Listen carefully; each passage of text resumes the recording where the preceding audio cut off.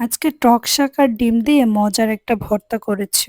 টক শাক আর ডিম দিয়ে তো মজার একটা ভর্তা হতে পারে, না খেলে বিশ্বাসই করতাম না। এই টক শাকটা এক এলাকায় এক এক নামে চিনে। এটা মূলত চুকা শাক নামেই বেশিরভাগ পরিচিত।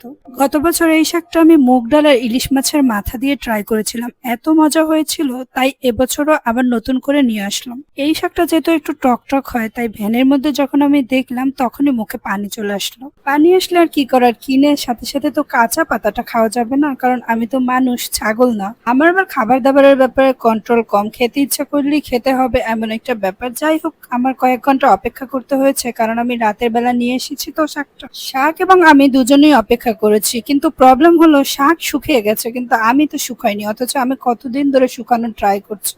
শাকের এই অবস্থা দেখে আমার তো মন খারাপ। আম্মু বুদ্ধি দিল শাক পানিতে চুবাতে, তাহলেই ঠিক হয়ে যাবে।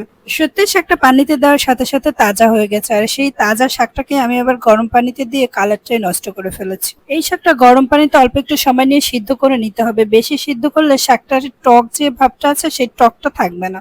আপনার কি একটা জিনিস খেয়াল করেছেন, আমি যখন প্রথমে পাটায় বাটতে শুরু করেছিলাম তখন কিন্তু একটা মানি প্ল্যান্ট ছিল, এখন কিন্তু অন্য একটা টব।